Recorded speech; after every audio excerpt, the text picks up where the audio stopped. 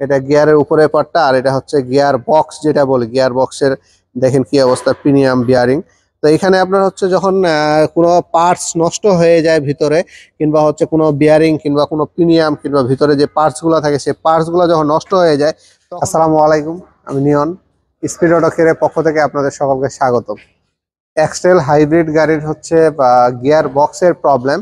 তো এই গাড়িটা আমরা হচ্ছে 4-5 দিন আগে হচ্ছে এই গাড়িটার যে ভাল বডিটা আছে সেই ভাল বডিটা সার্ভিসিং করে দিয়েছিলাম, কারণ এই গাড়িতে হচ্ছে একটা ছোট ধাক্কা দিত যখন বসা থাকতো, তখন যখন গিয়ারটা দিতে যাইতো একটা ধাক্কা দিত, এবং হচ্ছে রানিংয়ে চালাতে গেলে ছোট ছোট কিছু ধাক্কা ইস্যু আসতো। তো এই প্রবলেম নিয়ে হচ্ছে গিয়ার অয়েলটা প্রথমে চেক দিলাম, চেক দিয়ে একটু গিয়ার অয়েলটা খারাপ ছিল। গিয়ার অয়েলের সাথে হচ্ছে কিছু ছোট ছোট গুঁড়া হচ্ছে লোহার গুঁড়ার দানা চলে আসছিল। তারপরে আমরা ভাল বডিটা খুললাম, খুলে ওয়াশ করলাম, দেখি যে ভাল বডির মধ্যে অনেক হচ্ছে ছোট ছোট লোহার গুঁড়া চলে আসার কারণে হচ্ছে ভাল বডিটা জাম হয়ে গেছে। পরে আমরা ভাল বডিটা ওয়াশ করলাম, ওয়াশ করার পরে গাড়িতে লাগায় আবার স্মুথ হয়ে গেছিলো। কিন্তু কিছুদিন চালার পরে 2-3 দিন চালার পরে যে ভিতরে যে আপনার লোহার গুঁড়াগুলো থেকে গেছে, সেই লোহার গুঁড়াগুলো আবার ভাল বডি এসে জাম করে দেওয়ার পর গাড়ি পুরো ধাক্কাটা পরিমাণটা বেড়ে গেছে। তো পরবর্তীতে আমরা এই গাড়িটা হচ্ছে সম্পূর্ণ খুললাম, গিয়ার বক্স না পাইলাম, আপনাদেরকে একটু এখানে দেখাবো। আমরা এখানে আপনার গিয়ার বক্সটা থাকে, গিয়ার বক্সটা খুলে ফেলা হয়েছে এখানে। আর এই গিয়ার বক্সটা খোলার পরে আমরা হচ্ছে কমপ্লিট এই জায়গায় গিয়ার বক্সটা পার্টে পার্টে আলাদা করে ফেলছে। আপনারা দেখতেছেন এই জিনিসটা হলো ভাল বডি, এই পুরা সেটটাকে ভাল বডি বলা হয়। এই পুরা সেটটা হলো একটা ভাল বডি। আর সেই সাথে হচ্ছে এটা গিয়ারের হচ্ছে উপরের পার্ট, এটা গিয়ারের উপরের পার্টটা, আর এটা হচ্ছে গিয়ার বক্স যেটা বলি, গিয়ার বক্সের দেখেন কি অবস্থা, প্রিমিয়াম বিয়ারিং। তো এখানে আপনার হচ্ছে যখন কোনো পার্টস নষ্ট হয়ে যায় ভিতরে, কিংবা হচ্ছে কোনো বিয়ারিং কিংবা কোনো প্রিমিয়াম কিংবা ভিতরে যে পার্টসগুলো থাকে সেই পার্টসগুলো যখন নষ্ট হয়ে যায়, তখন হচ্ছে এই সম্পূর্ণ পার্টসের হচ্ছে গুঁড়া কিংবা এই ভালবডির যে চেম্বারটা থাকে নিচে, এই চেম্বারটাতে আসে জমা হয়।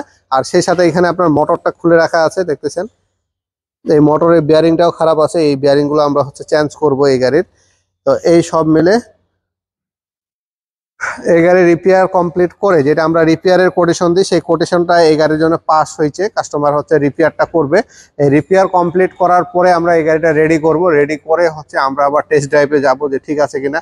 যদি ঠিক না থাকে আমাদের হয়তো বা আবার গিয়ারটা নামানোর প্রয়োজন হইতে পারে। তো আমরা অনেক সময় নিসান এক্সটেল গাড়িগুলো চালাচ্ছি, তখন আমরা আগের ভিডিওতে আমরা বারবার বলছি নিসান এক্সটেল গাড়ি যখন আমরা চালাবো অবশ্যই প্রতি বছর আমরা গিয়ার অয়েলটাকে আমরা চেঞ্জ করে ফেলবো, না হলে আমাদের এরকম হচ্ছে বড় একটা খরচের দিক চলে আসবে। আর গিয়ার অয়েলটা চেঞ্জ করে নিলে হচ্ছে আমাদের মনে হয় না যে যে পার্টসগুলো ড্যামেজ হয় সেই ড্যামেজ পার্টসগুলো হবে। আর সাধারণত হচ্ছে গিয়ার অয়েলটা চেঞ্জ করতে গেলেও আমরা লক্ষ্য করি যে এই গাড়িতে হচ্ছে অন্য কোনো ইস্যু হচ্ছে কিনা, যেটা অল্প টাকার মধ্যেই সমাধান করে নেওয়া যাবে, সেই ইস্যুগুলো আমরা হচ্ছে সবসময় লক্ষ্য রাখি এবং হচ্ছে আপনাদের গাড়িগুলোতে হচ্ছে সাপোর্ট দেওয়ার চেষ্টা করি। তো এই সব মিলে হচ্ছে এই গিয়ার বক্সগুলো আপনার প্রতি বছর গিয়ার অয়েল চেঞ্জ করে নেবেন, তাইলে হয়তো বা আপনাদের গাড়ির হচ্ছে গিয়ার বক্সের যে ইস্যুগুলো আছে সেই ইস্যুগুলো থাকবে না। আর সেই সাথে এই গাড়িতে আরও কিছু প্রবলেম আছে, যেই প্রবলেমগুলো হলো এবিএস মডেলের প্রবলেম। এখানে যে আপনার এবিএস মডেলটা আছে, এই যে দেখতেছেন নিসান এক্সটেল গাড়ি, এটা কিন্তু এবিএস মডেল বলা হয়। আর এই পাশে আছে হচ্ছে ব্রেক বুস্টার, যে মোটরটা আছে কিংবা ব্রেক বুস্টারটা আছে, এই পাশে হচ্ছে ব্রেক বুস্টারটা থাকে। মোটরটা দেখানো যায় না, ভিতর দিকে আছে, আমাদের অনেক ভিডিওতে আপনাদেরকে আমরা হচ্ছে দেখাইছি সেই মোটরটা। তো এই গাড়িতে হচ্ছে নিসান এক্সটেল গাড়ি যিনারা ইউজ করবেন অবশ্যই 3টা দিক মাথায় রাখবেন, যে আপনার গাড়ি 3টা দিক নষ্ট হয়।